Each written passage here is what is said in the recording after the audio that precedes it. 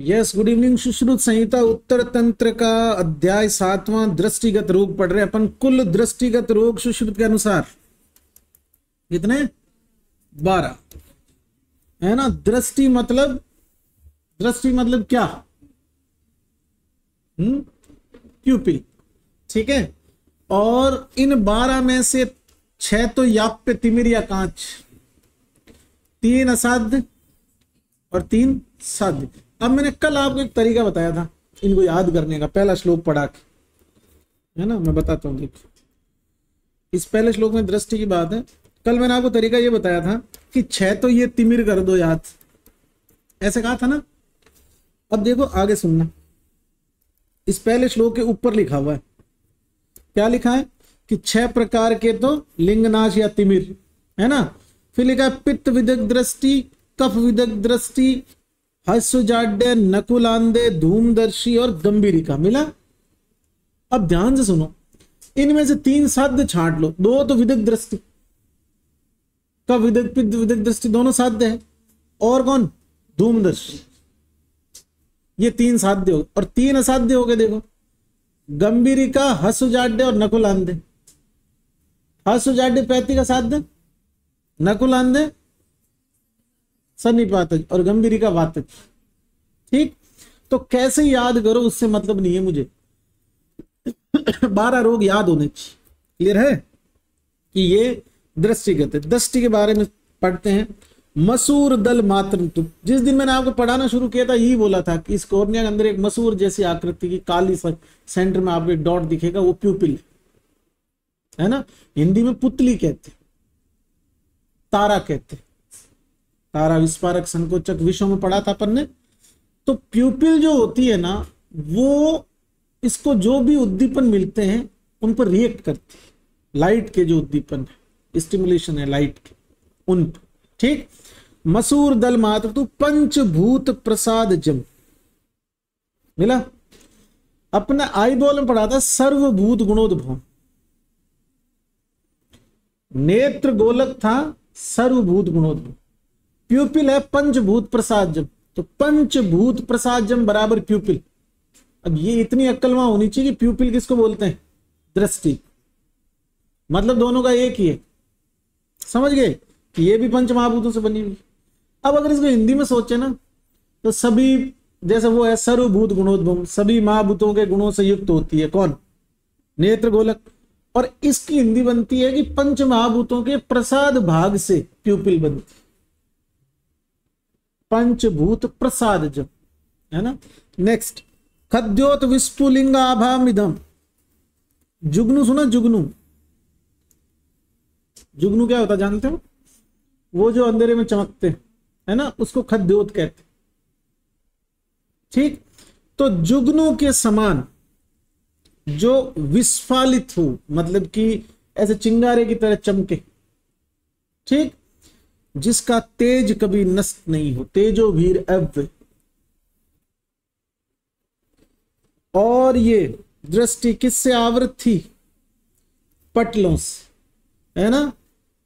और आगे क्या लिखता है?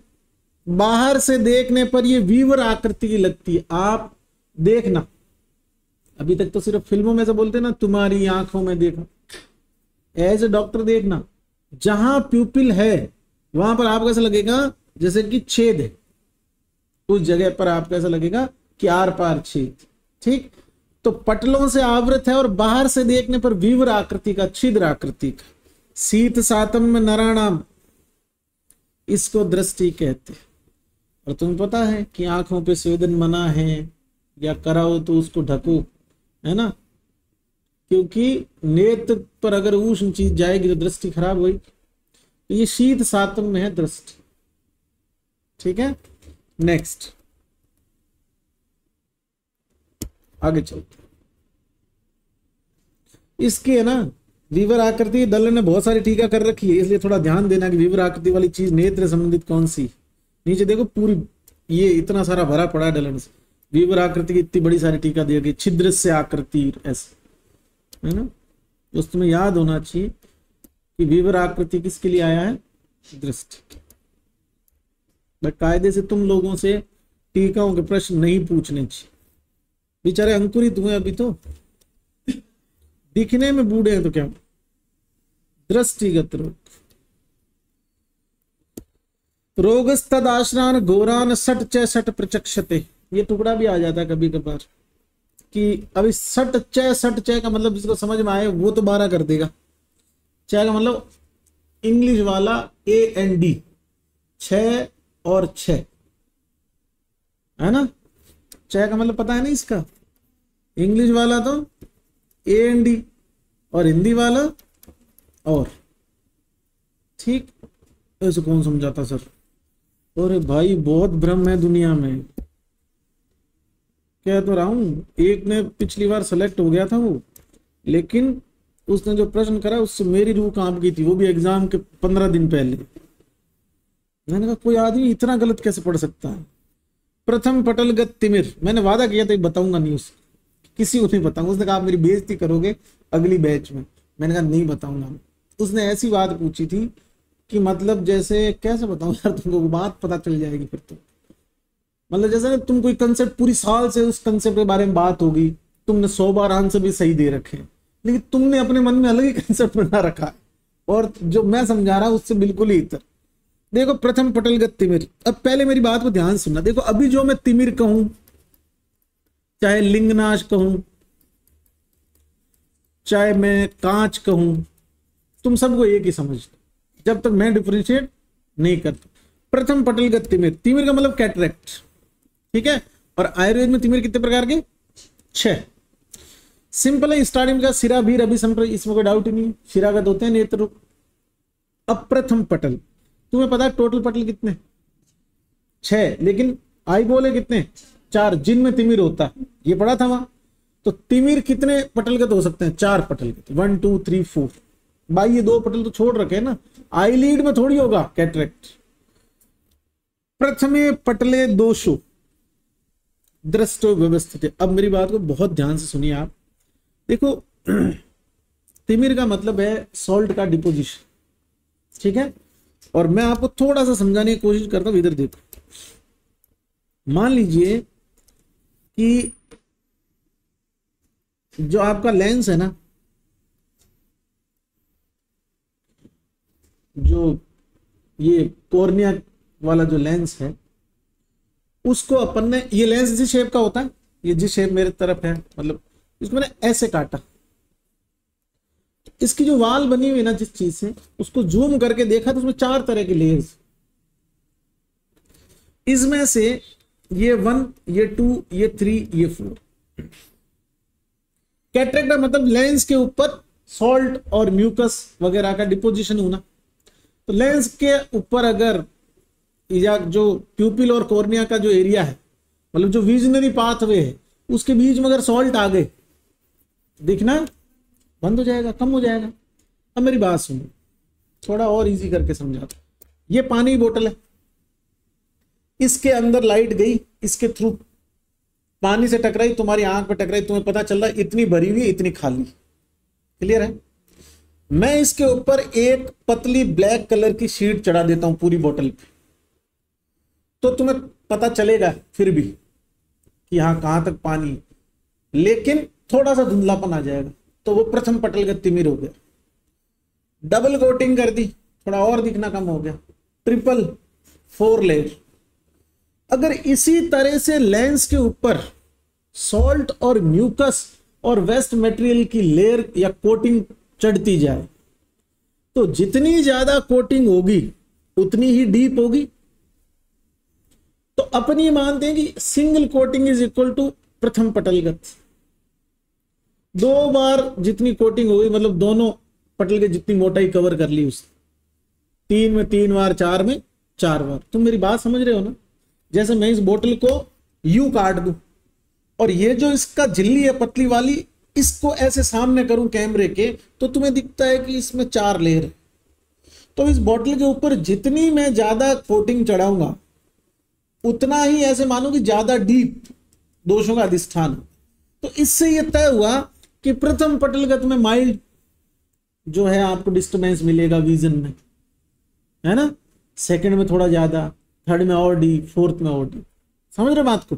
तो ये दिमाग में रख के चलो आप कि प्रथम पटलगत, द्वितीय पटलगत, तृतीय पटलगत और चतुर्थ पटलगत तिमिर का मतलब उत्तरोत्तर सीवियर है, उत्तरोत्तर दोषों का जमावड़ा ज्यादा है। और इनको पता था यार कैटरेक्ट का, देखो, और कैटरेक्ट की सर्जरी सुश्रुत की देन है। पहली बात संप्राप्त, सिरा भीर अभी संप्राप्तम विगुणो अभ्यांतरे भ्रशम, अपत्य आहार विहार के कारण नेत्रगत शिराओं से आए हुए दोष प्रथम पटल में दृष्टि में व्यवस्थित हो जाते, जम गए, व्यवस्थित होना ही। क्या होगा इससे, देखो, अव्यक्तानि सरूपाणि सर्वाणि एवं प्रपश्यति, जितनी भी चीजें वो देख पा रहा है उन सब पे जनरलाइज धुंधलापन छा गया, मतलब एक लेयर आ गई, एक लेयर सोल्ट की आ गई, एक पोर्शन मतलब कोर्निया का 25% हिस्सा जो है उसके अंदर का एरिया उसमें धंस गए सॉल्ट, ऐसा समझो।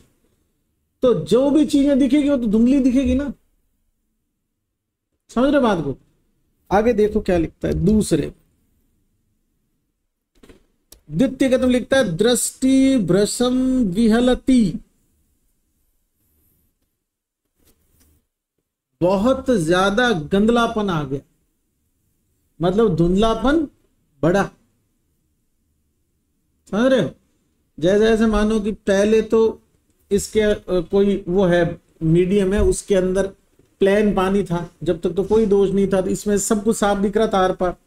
फिर इसके अंदर आधा कप नींबू रस मिला दिया तो ये प्रथम पटल, फिर 1 कप चाशनी मिला दी तो और धुंधला हो गया, ये द्वितीय पटल, तो और ज्यादा धुंधलापन बढ़ा, कोटिंग ज्यादा बढ़ गई ना। लिखता है दृष्टि भ्रशम विहलति, आगे देखो, मक्षी का मस्कान केशान जालकानी च पश्यति मंडलानी पताकाश मरीचि कुंडलानी। अब बचपन में मुझे याद है कि अपन ऐसे करते थे ना, ऐसे आंख को यहां से प्रेशर करते थे, यहां से ज्यादा देर तक दबा के रखते थे, या कभी तेज खांसी आती थी जैसे डिप्थीरिया वगैरह कभी हुआ, आंखों आगे तारे बनने लग जाते है ना, कुछ चमकीला चमकीला इधर दिखता है पर होता कुछ भी नहीं। ये कह रहा है कि उस आदमी को देखते समय जाल, मक्खी, मच्छर, तारे दिखेंगे, किस पे, उस ऑब्जेक्ट। एक्चुअल में ये वो कहानी है कि धूल आंखों में थी और ये शीशा साफ करता गया, उस आदमी के चेहरे पे कुछ नहीं है जिसको ये देख रहा है। इसका जो लेंस है ना, उस पे जगह जगह सॉल्ट डिपोजिशन हो रखा है, तो उसकी वजह से उसका जो विजन बन रहा है, जो इमेज बन रही है, उसमें जहां जहां पर लाइट रेस्ट्रिक्शन है वहां उसको ब्लैक स्पॉट दिखेंगे। तो उसे लगता है जैसे यहाँ कॉकरोच बैठा है, यहाँ मक्खी बैठी है, यहाँ जाल पड़ा है, तो जाल आंख में है, समझ रहे हो। तो जितने भी ऑब्जेक्ट चमकीले काले इसको दिख रहे हैं, वो सब कौन से में दिख रहे हैं, दूसरे। आगे क्या लिखता है, परिपल्लवांश विविधान वर्षम अभ्रतमांशी च, और कहता है कि उसे ऐसा लगता है कि उस ऑब्जेक्ट के और उसके बीच में खूब सारे बादल तैर रहे, बादल आंखों में तैर रहे। आगे लिखता है दूर स्थान अपि रूपाणी मन्यते च समीपस्थ, समीप स्थाने दूरे च दृष्टि गोचरम विभ्रमात्। यहां कुछ खास बातें लिख रहा हूं, आप ध्यान देना। प्रथम पटल के अंदर मैं लिख रहा हूं अव्यक्त ऑल, चलेगा, ठीक। द्वितीय पटल में मैं लिख रहा हूं भ्रंशम विहलम या भ्रंशम विहलति, ओके है। प्लस मशक या मक्षी का मशक, ये भी ठीक है। और एक मैं यहां लिख रहा हूं दूर पास, पास दूर, और ये ऐसा लिख दिया तो हो गया ना, पास वाला दूर, अभी तक जो पढ़ा हो, ठीक है। यत्नवान च अत्यर्थम सूची पासम न पश्यति, सुई में धागा नहीं पिरो पाता। और चौथा मैं लिख देता हूं इसमें सूची।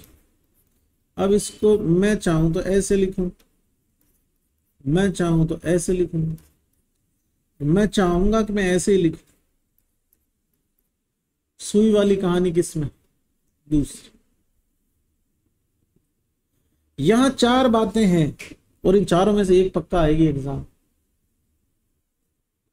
प्रथम पटल में तो कुछ है नहीं, सर्वाणी अव्यक्ता नहीं, और अव्यक्त का एडवांस हो गया विहल, तो द्वितीय माती भ्रंशम विहल, ये तो अपने ऑर्डर में। प्रॉब्लम क्या है, अगर इतना गंदलापन आ जाएगा तो मक्खी मच्छर सब दिखेंगे बीच में, तो मक्खी का मशक ये सब हो गए, जालक मंडल, और ये दूर पास पास दूर। कारण बताऊं, दूर पास पास दूर। जैसे मान लो कि ये कोई एक ऑब्जेक्ट है जिसको ये देख रहा है, ठीक, कौन? ये किसी की प्यूपिल है, दृष्टि। अब इसके आगे जो कॉर्नियल लेयर है ये वाली, इसके ऊपर क्या जमा हुआ है? सॉल्ट। तो मैं उसको बनाने की कोशिश करता हूं।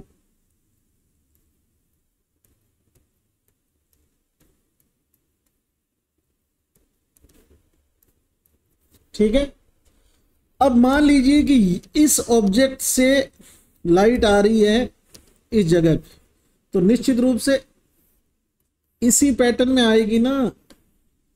अभी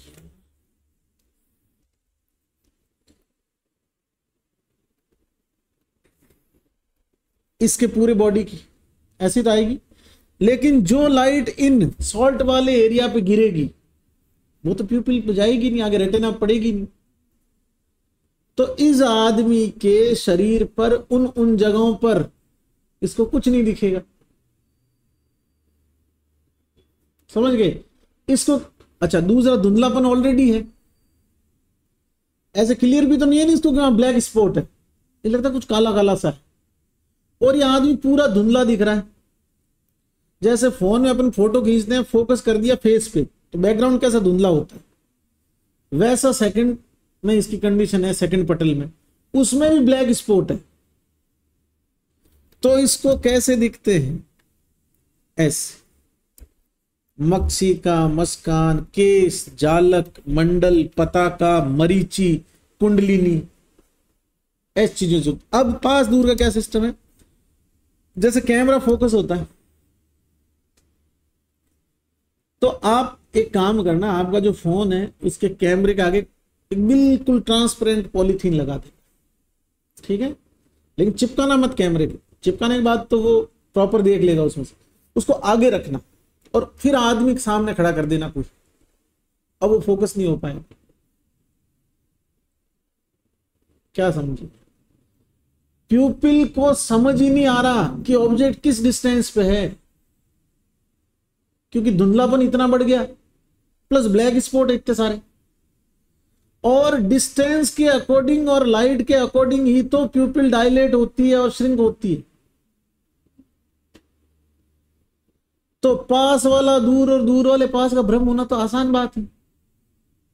मैं समझाता हूं, जैसे आप लोग सेकंड बैच में बैठे हो और एक बच्चा खड़ा है उस गेट पे एंड में, ठीक, मुझे अगर द्वितीय पटलगत है तो मेरे लिए ये डिफरेंशिएट करना बहुत मुश्किल है कि वो बच्चा आप लोगों से लास्ट वाली बेंच पे खड़ा है कि आपके जस्ट पीछे खड़ा है। अगर मेरे लिए धुंधलापन है सारी चीजें, तो मैं कैसे पता करूं कि वो वहां खड़ा है कि आपके पास में खड़ा? यही तो हुआ, दूर का पास, पास का दूर। इसको सही अर्थ में कहें तो दूर और पास का अनुमान गड़बड़ा जाता है उसका। तो दूर की चीजें पास दिखती है, पास की दूर, ठीक।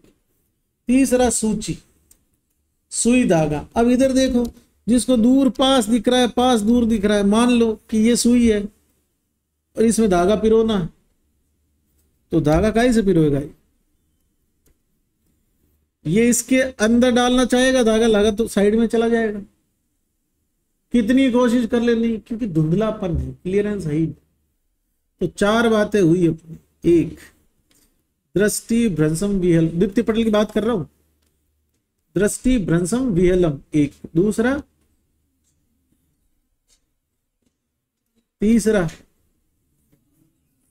चौथा सूची पास, पहला दृष्टि भ्रंशम वेलम, दूसरा मंडलानी, जालकानी, मस्कानी, मक्षिका, जालक और जो भी है ना कुंडलिनी, ये सब दिखाई देना, कितने दूर कितने पास नहीं पता चल रहा। और चौथा सूची पासम नेपस। क्लियर है? चलो देखेंगे एग्जाम में कैसे करते। नेक्स्ट आगे बढ़ते हैं।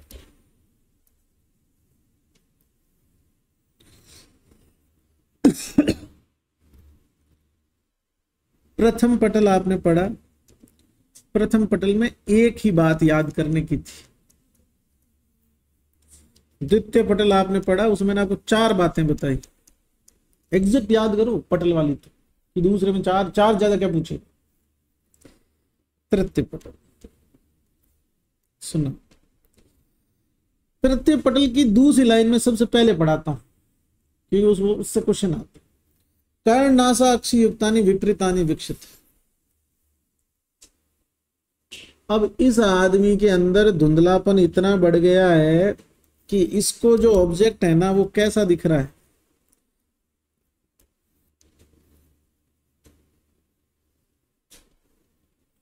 ऐसा, जबकि रियल में ये कैसा है।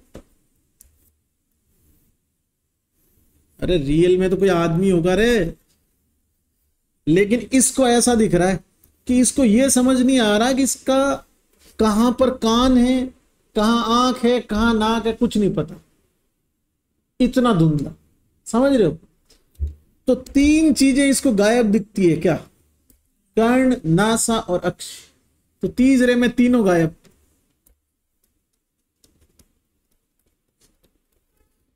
समझ रहे हो क्या? कर्ण, नासा, अक्षी।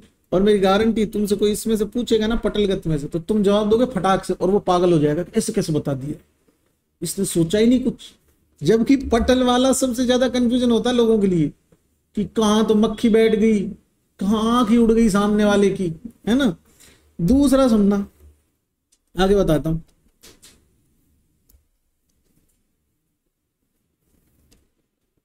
तृतीय पटल में पढ़ रहा हूं अभी, तृतीय में एक ही बात पढ़ाई क्या, तीनों गायब। ठीक है, सुनना, इधर देखो, ये दृष्टि है, ठीक है। इस दृष्टि के लिए क्या लिखता है कि अगर अधे प्रदेश में सॉल्ट डिपोजिशन हुआ यहां, तो कहां का नहीं दिखेगा, गधों। नीचे देखने के लिए, पास में देखने के लिए नीचे वाला काम आएगा ना। तो अधे में दोष है तो समीप का नहीं दिखेगा। और अगर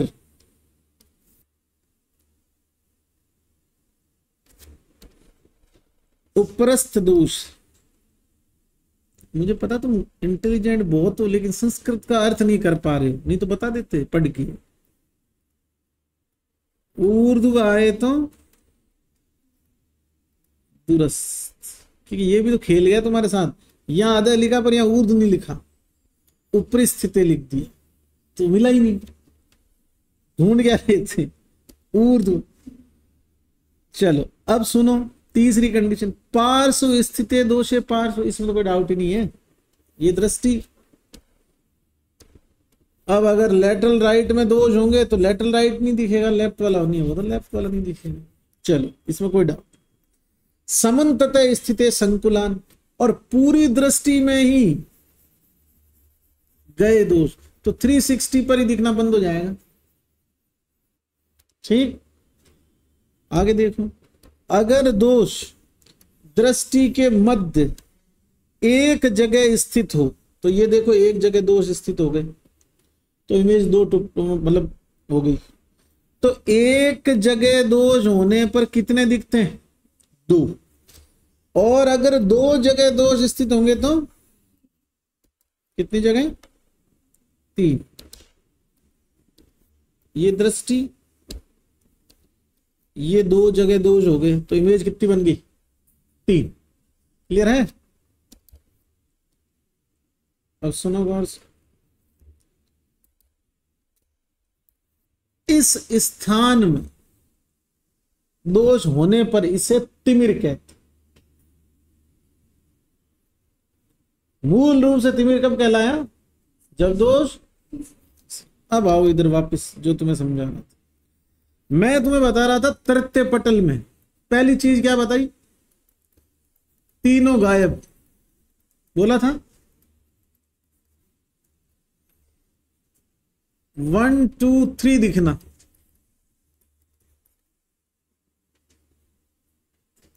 1 2 3 दिखना, लास्ट 3 दिख सकते हैं, 2 जगह 2।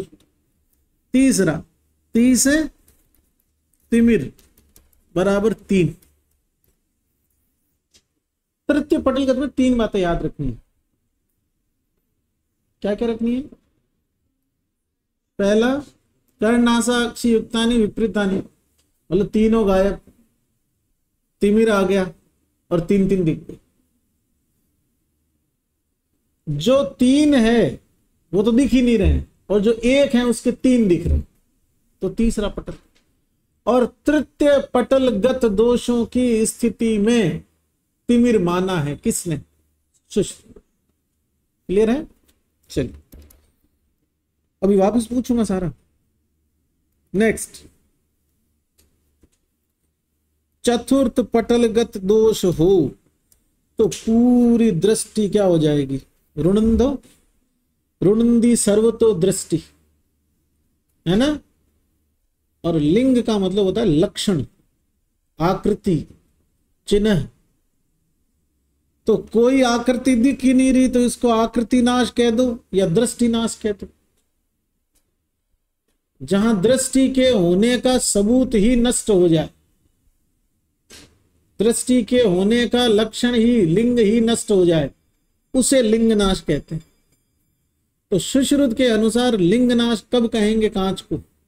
जब वो चौथे पटल। आगे लिखता है, चंद्र आदित्य नक्षत्र अंतरिक्षे च विद्युते निर्मलानि च तेजांसी भ्राजिष्णुनि च पश्यति। अब सुनो गौर से। कहता है कि रूटीन की लाइट तो बंद होगी, उसको दिख, इतना मोटा उसके ऊपर कवरिंग हो चुकी। लेकिन तुम्हें पता है कि मान लीजिए तुम रूम में हो और तुम एक रूम में 2 रूममेट हो और तुम दोनों रूममेट लाइट बंद करके सो गए। 10 मिनट बाद एक उठा पानी पीने के लिए, तुमने आंख बंद करके उसने लाइट ऑन करी, बंद आंख में तुम्हें पता चल जाए लाइट ऑन हुई। इतना बड़ा बैरियर है ये, तो आईलिड बंद हो रखी फिर भी। क्यों? क्योंकि कुछ लाइट पार्टिकल्स तो इसको भेद के भी तो जाते हैं। जैसे मोबाइल है, इसकी ये लाइट है, इसको आप अंगुली के यहां रखो और लाइट बंद कर दो कमरे की, तो यह पूरा एरिया रेड दिखेगा, ऐसा लगेगा जैसे ये लाइट पार करके इधर आ रही है। तो कुछ विशेष फ्रीक्वेंसी वाली लाइट तो स्ट्रॉन्ग बैरियर, मतलब ज्यादा स्ट्रॉन्ग बैरियर है कंपेयर टू तिमिर। तो वैसे तो क्या बैरियर है? वैसे तो आप बीच में जैसे दीवार हो वो है स्ट्रॉन्ग बैरियर, लेकिन स्किन बैरियर को क्रॉस करके भी अगर लाइट आ सकती है तो सॉल्ट डिपोजिशन को क्रॉस करके और बहुत एक्सट्रीम फ्लशी लाइट जो भी होती है उनका आभास तो हो ही सकता है। तो ये कब होगा? जब पूरी तरह से दृष्टि क्या हो गई? लिंगनाश की स्थिति में। तब सूर्य, चंद्रमा, नक्षत्र और क्या लिखा है? विद्युत, आकाशीय बिजली, निर्मलानी च तेजांसी भ्राजिष्णुनि, बहुत अत्यधिक चमकदार चीज, उनका आभास मात्र होता है। इसने भली पश्यति लिखा कि उनको देख पाते। इसी को लिंगनाश, इसी को नीली का, इसी को कांच के। आई बात समझ? अब लिखता हूं 3 बातें।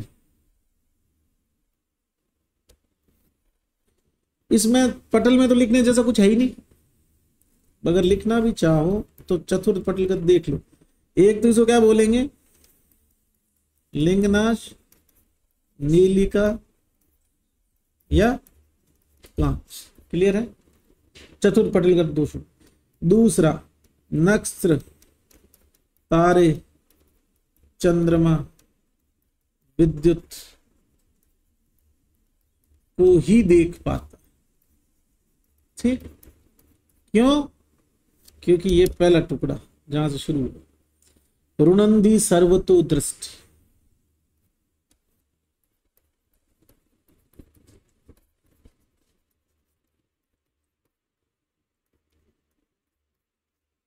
ये चतुर्थ पटल,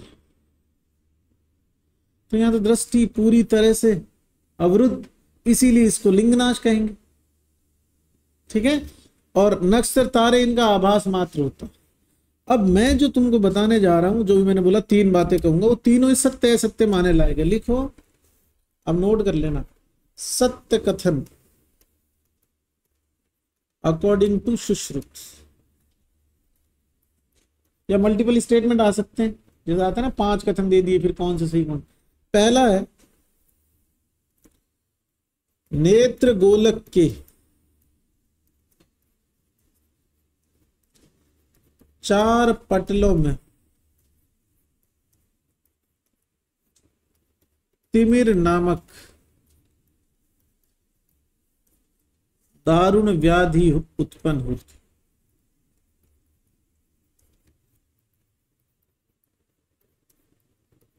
क्लियर है? ये लाइन कहां से आई? जब पटल पड़ी थी, वहां लिखा था कि इन 4 में ही, आई बोल के अंदर वाले 4 में ही परम दारुण तिमिर व्याधि। दूसरा सुनना, तृतीय पटलगत दोष की स्थिति को सुश्रुत बराबर तिमिर कहा। तीसरी लाइन, चतुर्थ पटलगत दोषों की स्थिति को सुश्रुत बराबर क्या कहें? लिंगनाश, नीलिका, या फिर, और एक लाइन अगर तुम चाहो तो और लिख सकता हूं मैं, सुश्रुत ने नीलिका व लिंगनाश को, सॉरी, नीलिका व कांच को लिंगनाश का पर्याय कहा।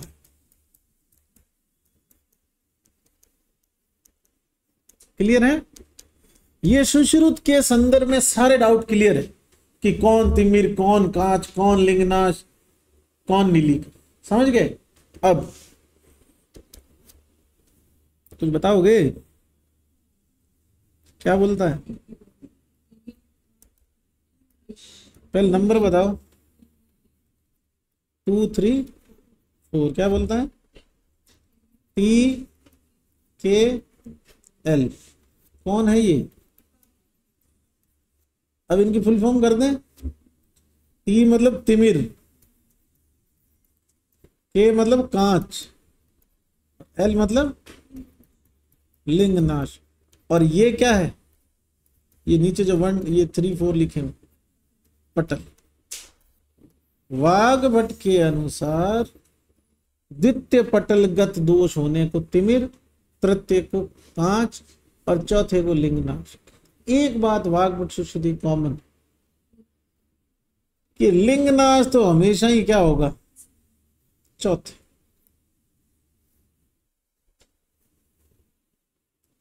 अब तुम्हारा वाला तरीका बताऊं, 4 अक्षर है, हमेशा चौथे। गड़बड़ तिमिर में है, यही प्रश्न आएगा। सुश्रुत में तो जहां 3 गायब होते हैं वहां तिमिर आ जाता है, और इसमें दूसरे में। समझ गए ना? पता नहीं क्या ही समझे हैं, क्या भगवान जाने क्या हो। हाँ? कुछ भी कर रहे हैं बेचारे, ऐसे चल रहे हैं, घिस रहे हैं। कुछ समझ में आ रहा है तो ठीक है, नहीं बाबा क्या करें। समझ में कैसे नहीं आ रहा? सब तो समझा दिया। पहले में बताओ, प्रथम पटलगत दोष अव्यक्त तो थोड़ा और आगे याद करोगे तो मर थोड़ी जाओगे। दूसरा दृष्टि भ्रंशम विहलती एक, और मशक मक्षिका जाल और मंडल और कुंडलिनी केश। ठीक है, तीसरी चीज बताओ है कितने दूर कितने पास, तो दूर पास लिख देते हैं। और चौथे, ऐसा लगता है ना दूसरे पटल वाला प्यार में कुछ दिख ही नहीं रहा इसमें, है ना। जो चीजें उससे रिलेवेंट नहीं उन सब में दोष निकाल रहा है। ठीक है, उसके अलावा कुछ दिख ही नहीं रहा है। उससे कितना दूर हूं, वो मेरी औकात से कितनी दूर है वो भी नहीं दिख रहा है ना। और चौथा, सुई में धागा पिराने जितना भी काम का नहीं रहा, है ना। सुई में धागा भी, अरे सर सुई धागा एक मूवी थी क्या सर? गाना था सर, गाना था, मूवी थी सर। हाँ सर, वो भी प्यार में थी। 3 में 3 करेंगे। 3 काम है, पहला तिमिर लिख दे रहा हूं, 1 का 3, 1 का 3, 1 का 3। ठीक, और 3 का 0, 3 का 0, 3 का 0। ठीक है, चलो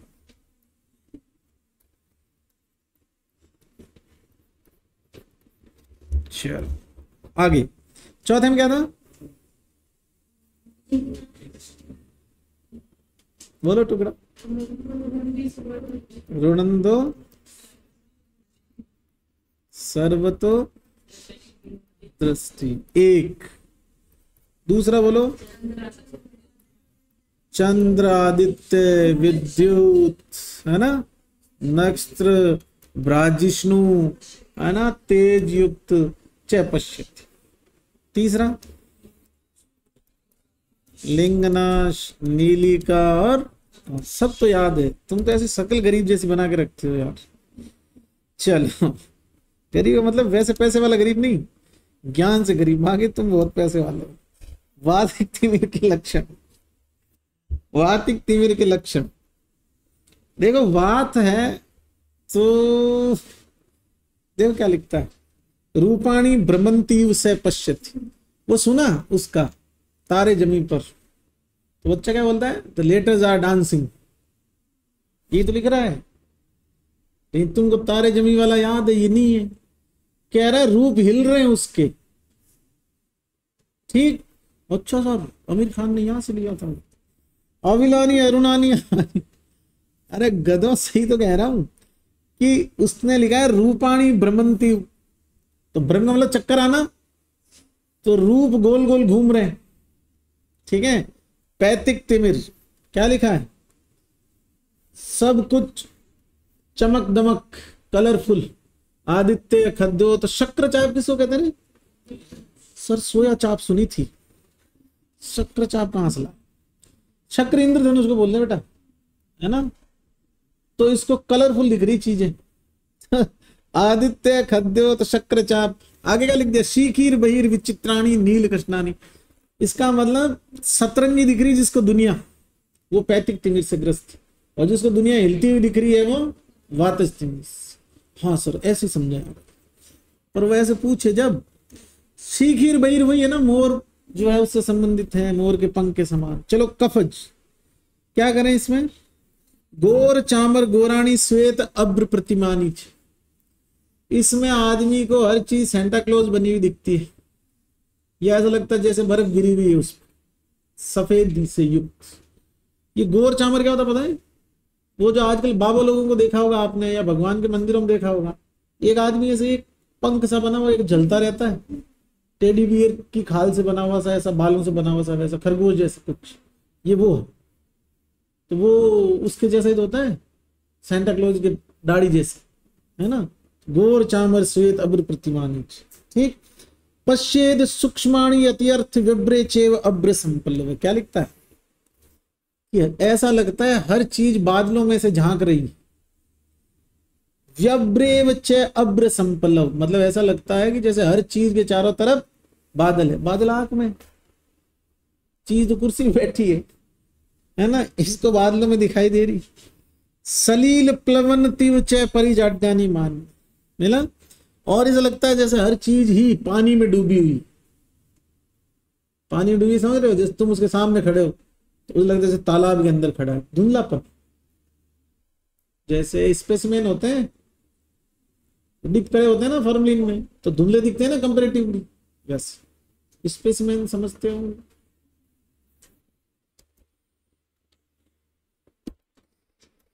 रक्तज क्या लिखा है, हरित श्याव कृष्ण धूम्र धूम्राणी, याद करना बाबू इसको। इंद्रधनुष और वो मोर वोर आए तो पैतिक है, और वो ज्यादा चमक वाले खद्योत वाले वो भी पित्तज है, लेकिन ये हरित श्याव कृष्ण और धूम्र धूम्राणी आए तो पक्का कौन, रक्तज। सनिपातज, आओ जरा, सनिपातज सनिपातज सनिपातज क्या देखेंगे, चित्राणी विप्लुतानी, मिला। ये नहीं आएगा, फिर क्यों पढ़ा रहे हो ऐसे। क्या लिखता है, हीन अधिक अंग अन्यथा ज्योतिष एवं च पश्यति, ये आएगा। एक था जिसमें 3 अंग दिख ही नहीं रहे थे, वो तृतीय पटल का तिमिर। एक है जिसमें कम ज्यादा हो रहे हैं, ये सन्निपात तिमिर, समझ रहे हो। एंटीना हिल जाता ना टीवी का, पहले एंटीना होते थे, फिर स्क्रीन में पता नहीं चलता था कि आदमी सो रहा है कि हिल रहा है, क्या कर रहा है, वैसा हो गया। नेक्स्ट, एंटीना कैसे हिला, वात की वजह से सब नाच रहे, पित्त की वजह से सब मल्टीपल कलर के हो गए, कफ की वजह से सारे मल्टीपल कलर वाले नाचते हुए बादलों के बीच में खड़े, पानी के बीच में खड़े, अब क्या पता चले। नेक्स्ट आगे देखो क्या लिखता है, एक चीज को बहुत सी चीजों में विभक्त देखता है, बहुधा या द्विधा। चलो नेक्स्ट, संसर्ग तिमिर या परियमलाई कांच। आपने एक चीज नोट करी कि जब अपन ने याप पे पढ़े थे तो वहां नील कांच और परियमलाई कांच थे, वो तो कहीं आए नहीं अभी तक 6 भेदों, तो ये आ गया। और इसका भेदों में सम्मिलित करने से लेकर बड़ा विरोधाभास क्यों है, सुन लीजिए। वातज पित्तज कफज रक्तज सनिपातज 5, छठा भेद संसर्गज तिमिज या परियमलाई कांच है। लेकिन वहां क्या कर लिया, या की जगह, मतलब वहां जो पैतिक वाला है ना, उसके साथ में किसको लिख दिया, परियमलाई। बात समझ रहे हो ना, क्यों लिखा, अभी इसके अंदर समझ रहे, लिखा पित्तम कुरियात परियमलाई। परियमलाई भी क्या है, पित्तज, लेकिन आगे क्या लिख दिया, मूर्छितम रक्त तेज। ऐसा लिख दो, परियमलाई कांच में या संसर्गज कांच में, अलग अलग लिखाऊंगा, एक एक का साथ साथ लिखाऊंगा। परियमलाई में लिखो दोष, परियमलाई या संसर्गज कांच में दोष, क्या लिखोगे, पित्तज या पित्तज अथवा पित्त, पहले पित्तज का फर्स्ट आंसर नहीं कह सकते क्योंकि एक ही लाइन में दोनों लिखती है, मूर्छितम रक्त तेज साम है ना। लेकिन सिंगल आंसर करना हो, एक दोष तो पित्त करो, और सहयोग मांग रहा है मूर्छित किसके साथ हुआ, तो रक्त के साथ। तो संसर्गज का तो पक्का आंसर पित्त रक्त है पहला, क्योंकि संसर्ग का मतलब ही मिलना होता है। परियमलाई में सिंगल आंसर करना है, पहले पित्त, वो नहीं हो तो पित्त।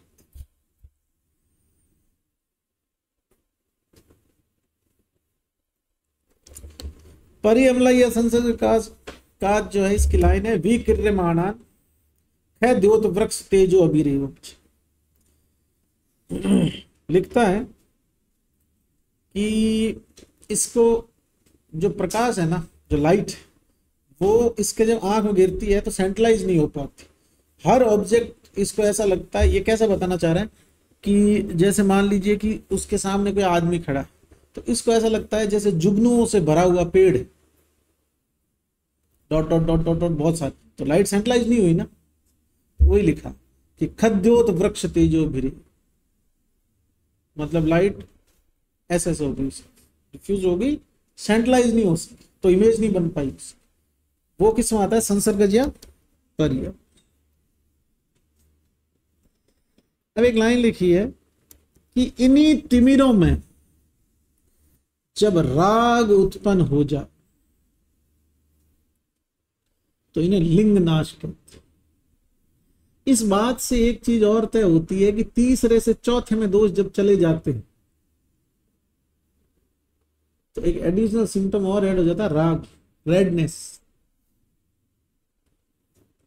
अब वो AR टाइप में पूछ सकता है, मल्टीपल स्टेटमेंट में पूछ सकता है, बाकी सब तो तुम्हें पता है तीसरे चौथे में क्या डिफरेंस। लेकिन वो ये लिख सकता है ना कि जब तृतीय स्थानगत तिमिर में राग उत्पन्न हो जाए तो उसे लिंग नाश कहते हैं, सत्य कथन। तो वक्ष्यामि षड्विधे रोग लिंग नाशम तम परम। अब मेरी बात को सुनो बहुत ध्यान से। अभी आपने जो लक्षण पढ़े वो तिमिर के थे, वातज, पित्तज, कफज, संसर्गज, रक्तज, सनिपात। अब एडवांस कंडीशन में जब तिमिर जाता है चतुर्थ पटल में, उसको लिंग नाश कहते। तो पुनः उसके लक्षण पढ़ेंगे, वातज, पित्तज, कफज, रक्तज, ऐसे 6 प्रकार का लिंग नाश। वातज में देखो छोटा लिखा है, डरो मत। वातज में लिखा है अरुणो मारुतज, लेकिन आगे राग लिखा हुआ मिला, राग अरुणो मारुतज, हो गया ना मामला सेट। उधर ब्रह्म और वो अरुणता थी, इधर अरुणता के साथ कौन जुड़ गया, राग। पित्ताद में लिखा है पित्ताद परिअमलाई अथवा वापि नीलम, कलर जुड़ गया। पित्त जो परिअमलाई के समान लेकिन साथ में नीला। कफात सित शोणितज्जु रक्त, समस्त दोष विचित्र रूप, ये तो सामान्य बात।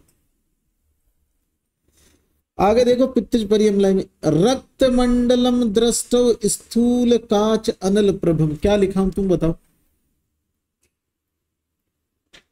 यहां क्या लिखा हूं?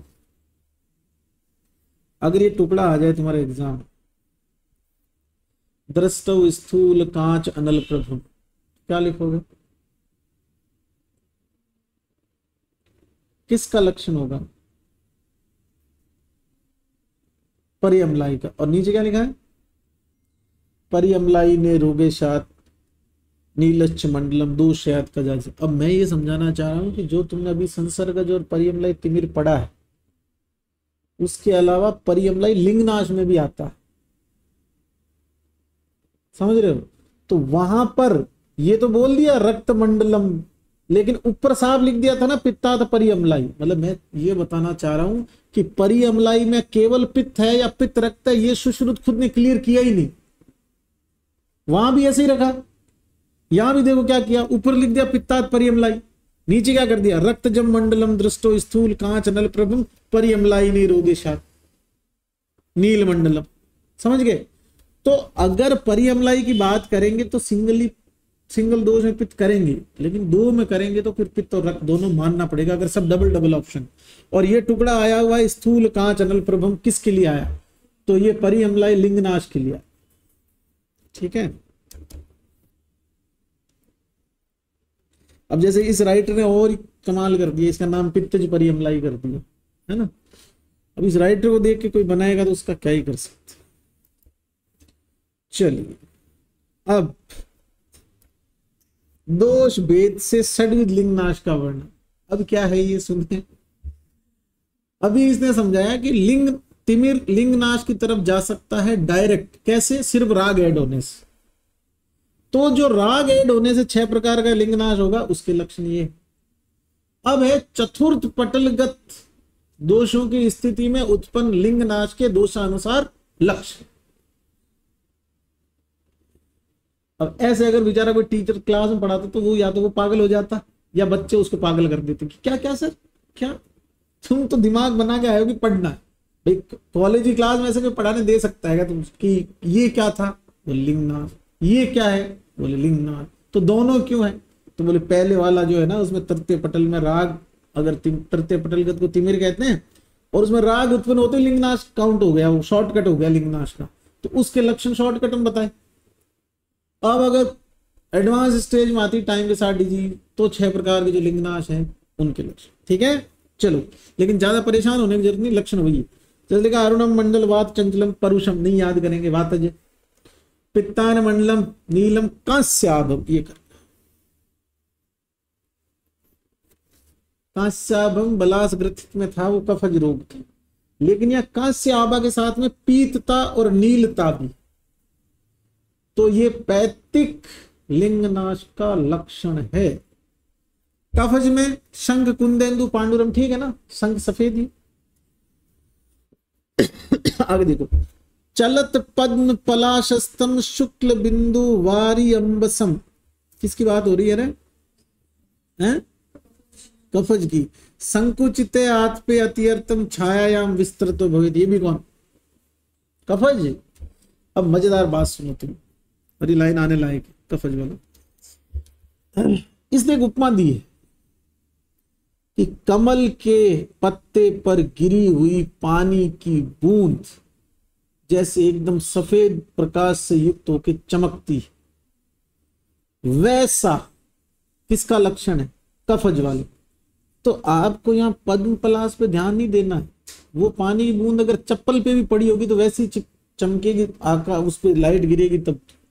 ये तुमको कंफ्यूज करने के लिए तुम्हें किस पे ध्यान देना है? शुक्लो बिंदु वारी अंबस, तो ये कौन सा हो जाएगा? और आगे वाला तो सांप लिखा है ना कि अगर धूप बढ़ेगी तो संकुचित हो जाता है लिंगनाश, मतलब दिखना सही से चालू हो जाता है, और जैसे ही छाया आई तो ठंड हुई, ठंड होते ही दोष ज्यादा फैले, दिखना कम। ठीक, नेक्स्ट रक्तज वाला ये है बाबू, प्रवाल पद्म पत्राभम शोणिका, शोणिता मिला। चलो, दृष्टि रागो भवेत चित्रो लिंग नाशे त्रिदोष, जो मिल गया रे। अब लिंगनाश के लक्षण देखो, दूसरे वाले के सुना रहा हूं।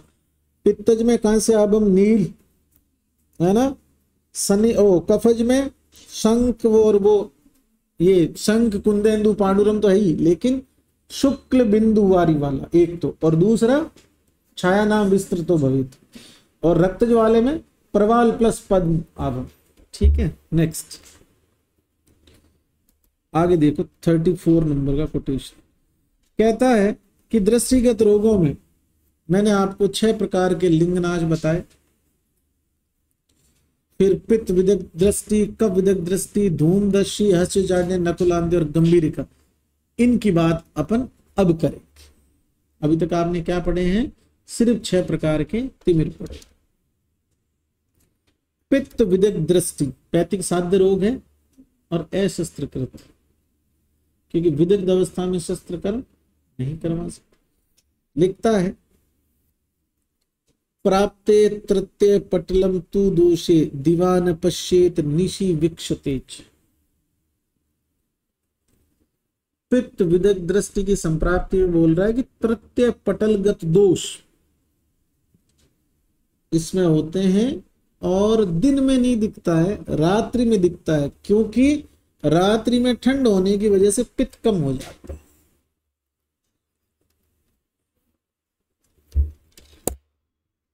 ये ए, ये आर,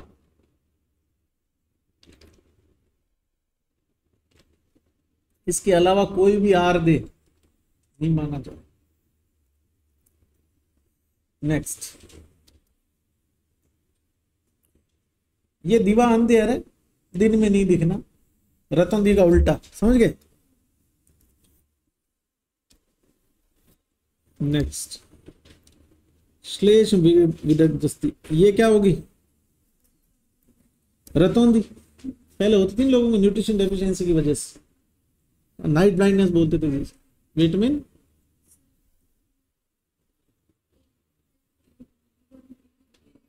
ए और या सिर्फ ए से तो होता है, क्या बोलते हैं ए का केमिकल नेम क्या है? रेटिन। लिखा है त्रिषु स्थितो अल्प पटलेषु दोषो नक्तांद्यम आपादित, मिला। इसमें क्या है? तीनों पटलों में दोष है, मतलब वो इतने तक पहुंच गया, और रात को नहीं दिखता। दिन में जब दृष्टि सूर्य से अनुग्रहित होती है तो कफ कम हो जाता है, इसलिए दिन में दिखता है। ये ए, अरे आप कफज साध्य अशस्त्रकृत। धूमदर्शी, इसमें भी दोष पाच्यमान अवस्था में ही है। ये भी साध्य, अशस्त्रकृत, पैतिक रूप, तीन ही तो साध्य थे, कफ विदग्ध दृष्टि, पित्त विदग्ध दृष्टि और धूमदर्शी। पैतिक अशस्त्रकृत साध्य। द मोस्ट इंपोर्टेंट लाइन है, सबको सबको सबको सबको याद करनी है। ये धूमदर्शी के निदान है। शोक, ज्वर, आयास, सिरो अभिताप, इतना टुकड़ा याद कर लेना बस। ये किस रोग, किस नेत्र रोग के निदान किसके हैं? बाकी तो क्या है, धुएं से युक्त दिखेंगे जो भी रूप दिखेंगे। नेक्स्ट हर्षोजाड्य। पैतिक असाध्य दो थे, एक पैतिक श्राव था, एक हर्षोजाड्य था, है ना। क्या लिखता है देखिएगा हर्षोजाड्य में, स हस्वजाड्यो दिवशेषु कृच्छ्राद हस्वा निरूपण। बस इतना से याद करना है। क्या करोगे? दिवशेषु कृच्छ्राद। अब मेरी बात को ध्यान से सुनो।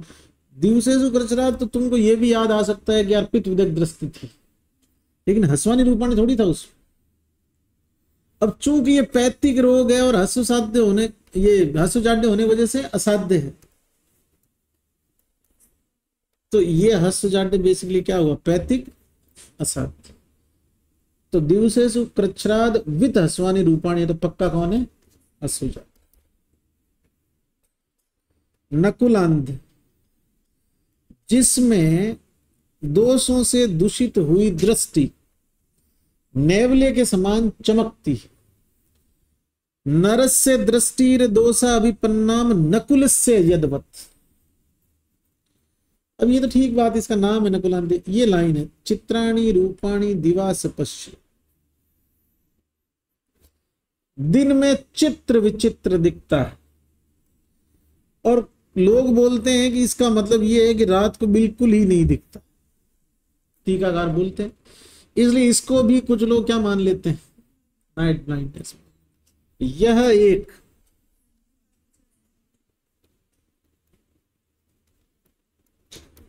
तुम्हारे एग्जाम ये टुकड़ा आएगा, चित्राणी रूपाणी दिवास पश्येद। ऑप्शन में आएंगे हर्षोजाड्य, पित्त विदग्ध दृष्टि, धूमदर्शी, नकुला। देखिए गंभीरिका। कल एक रोग पढ़ाया था जिसमें वात को श्वसन कहा था। कौन सा? कल एक रोग की संप्राप्ति में वात को श्वसन का पता था। दृष्टि प्रतिक्षिप्तनम, मैंने कहा था दृष्टि प्रतिक्षिप्त हो गई, मतलब नष्ट हो गई, तो हतादिमंत वातिक असाध्य बोला था। एक श्वसन और लिखा हुआ है गंभीरिका में, और शायद ये भी क्या है, वातज दृष्टि विरूपा श्वसन उपसृष्टाम संकुचते अभ्यंतरत। अंदर की तरफ संकुचित होना ही गंभीर होता है, जैसे हम बोलते हैं डीप कट, हिंदी में बोलते हैं गंभीर घाव। तो डीप होने का मतलब ही गंभीर है, जिसमें वात की वजह से दृष्टि संकुचित होकर अंदर चली जाए, उसे क्या बोलते हैं? गंभीर।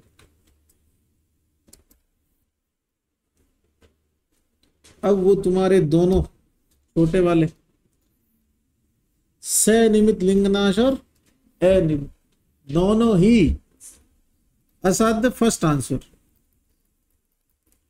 अगर ऑप्शन नहीं हो तो सेकंड आंसर यप। याद रहे, पहला आंसर क्या करोगे?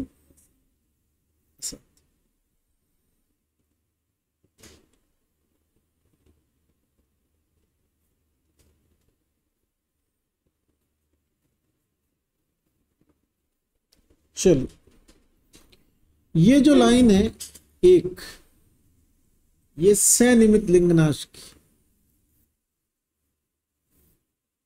इसके आगे लिख देना आप पेन से।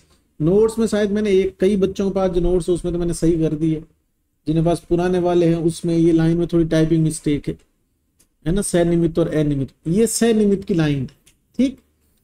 क्या लिखता है? आगे वाली सारी ही अनिमित की, ये थोड़ा क्लियर कर दूं। ओनली ये लाइन, ये किसकी है? सनिमित की। और बाकी सब किसकी?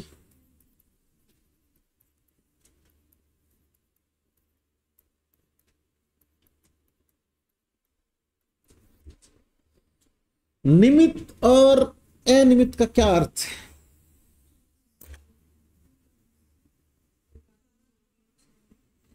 जिसका कोई दृश्यमान कारण हो, कि बिना कारण तो कुछ होता ही नहीं, अनिमित्त कुछ भी नहीं, लेकिन जिसका कारण विजिबल हो वो तो सनिमित्त।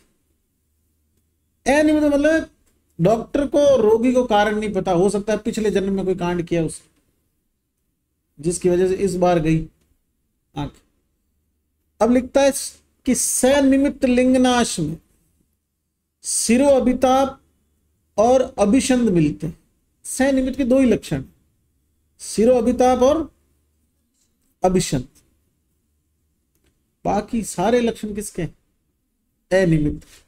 क्या है सुनिएगा। पहले तो निदान कि सुर ऋषि गांधर्व महोर गणा नाम संदर्शनेन अपि च भास्वराण। किसी देवता को, महर्षि को, तपस्वी को, तेजस्वी को या बहुत ही ज्यादा प्रकाशमान वस्तु को देख लेने के बाद में जिसकी दृष्टि चली गई।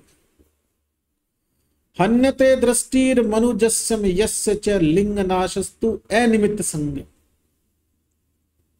अब इसके लक्षण लिखा, तत्रक्षी विस्पष्टम इव अवभाति वेदुर्यम विमलाम च दृष्टि।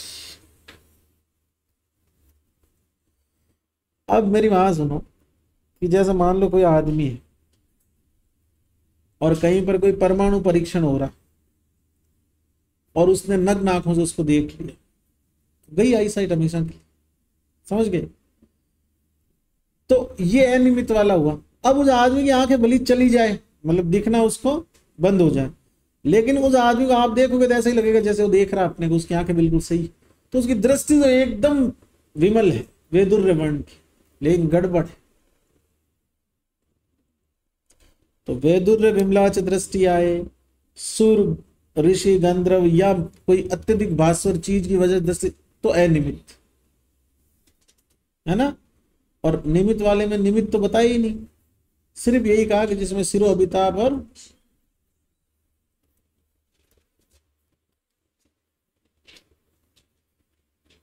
इसी के साथ नेत्र रोगों का ये जो अपना 76 नेत्र रोग पढ़ने का जो संकल्प वो पूरा हुआ। और इसने भी यही लिखा है कि बच्चे इसको बार बार पढ़ें, अच्छे से पढ़ें, और इससे जो प्रश्न आएंगे वो गणित की तरह आएंगे, तो उनके आंसर करें। अब नेत्र रोग क्या पढ़ेंगे, चिकित्सा यहां से कल पढ़ेंगे। अब आप लोग एक काम करके आओ, जो आपके पास नोट्स पीडीएफ है ना, उसमें 76 के 76 की चिकित्सा लिखी हुई।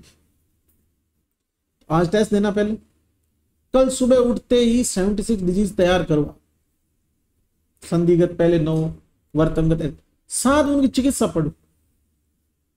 और अगर वो पढ़ गए यहाँ आए कल, तो चिकित्सा में ये बताऊंगा ना, ये योग है, ये योग है, ये योग है, उसमें तो कुछ है नहीं लॉजिकल समझाने का, तो वो याद हो जाएगी। और अगर वो याद होगी तो 76 नेत्र रोग विद निदान लक्षण एंड चिकित्सा आपको याद है। फिर अगर पूरे पेपर में 120 प्रश्न में कहीं पर भी किसी नेत्र रोग का कुछ भी पूछे, तो ये गारंटी होगी कि अपना कुछ भी गलत नहीं। और बहुत कम 4 दिन में हो गए बेचारे, वो भी इतने धीरे पढ़ाई, एक चीज को 5-5 बार याद, वरना एक ही दिन में हो जाती। ठीक, तो इनकी चिकित्सा आप लोग कल पढ़ गया। डेमो क्लास आज से हो जाएगी खत्म। कल से जो आएगा पैसा देगा, फीस देगा तो आएगा, नहीं तो नहीं आएगा। क्या पूछ लिया, क्या चल रहा है, ये अलग खेल रहे हैं कुछ। हाँ ठीक ठीक ठीक ठीक, चलो।